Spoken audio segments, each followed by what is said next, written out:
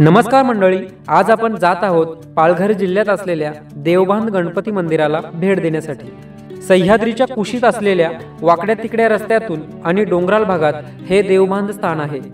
मित्रांनो, जव्हार पासून 45 किलोमीटर अंतरावर हे मंदिर आहे आणि मुंबई नाशिक महामार्गावरून कसाऱ्यापासून अवघ्या 34 किलोमीटर अंतरावर हे मंदिर आहे। आणि मंडळी, तुम्ही जे पाणी पाहत आहात हे आहे वैतरणा धरणाचे पाणी। इथून पुढे वैतरणा धरण आहे। आणि मित्रांनो, हे आहे धरणाचे एक मागच्या बाजूला असलेलं सुंदर आणि एकदम निसर्गरम्य असं व्ह्यू पॉइंट।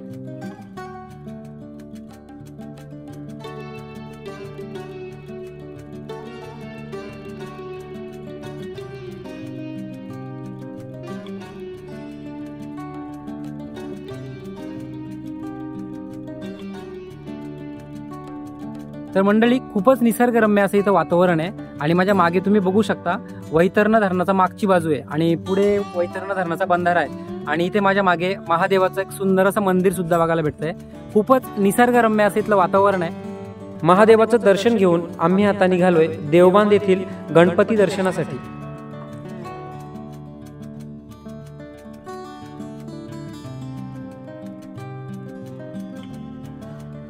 तर मित्रांनो, जर तुम्ही सुद्धा कधी कसाऱ्यावरून मोखाड्याला जाणार असाल किंवा खोडाल्याला जाणार असाल तर तुम्हाला वैतरणा धरणाचं हे व्ह्यू पॉइंट नक्की बघायला मिळेल।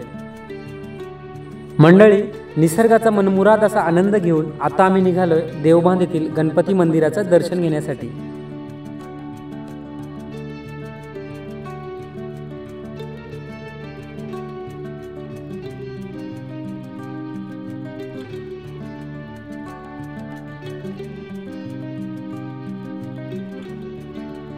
मित्रांनो, खूपच सुंदर अशा वातावरणात प्रवास करत आता आम्ही पोहोचलोय देवबांध येथील गणपती मंदिरापाशी। नमस्कार मंडळी, मी जितेंद्र फनाडे आणि स्वागत आहे तुमचं सगळ्यांचं आपल्या YouTube चॅनलवर। आणि मंडळी, आज मी आलोय पालघर जिल्ह्यातील खोडाला येथील देवबांध गणपती दर्शन घेण्यासाठी। तुम्ही माझ्या मागे बघू शकता मंदिर आपल्याला दिसत आहे। तर पूर्ण मंदिराची माहिती तुम्हाला देण्याचा प्रयत्न करतो। व्लॉग कुठेही स्किप न करता शेवटपर्यंत बघत राहा। हे मंदिर नाशिकच्या श्री सुंदर नारायण मंदिराची प्रतिकृती आहे। या देवालयाच्या मंडपावर एक मुख्य घुमट व त्याभोवती 3 छोटे घुमट आहेत। मुख्य गाभाऱ्यावर एक मनोराकृती घुमट आहे। या स्थानाला देवबांध गणपती का म्हणतात तर त्याला कारण असं की इथून नागमोडी वळणे घेत वाहत जाणारी देवबांध नदी आहे। मित्रांनो, 1986 ला देवबांधचे श्री गणेश मंदिर बांधण्यात आलेले आहे। मंदिरात असलेली मूर्ती वसंतराव दीक्षित यांनी संस्थेस भेट दिलेली आहे। गणेशाची मूर्ती पंचधातूची बैठी असून ध्यान संपूर्ण गजमुख आहे। अंगावर कोरीव अलंकार आहेत आणि लंब उदराभोवती सर्पमेघला आहे। मूर्ती ही चतुर्भुज आहे। मागील हातात खडक व परशु तर पुढील उजवा हात आशीर्वाद देणार आहे।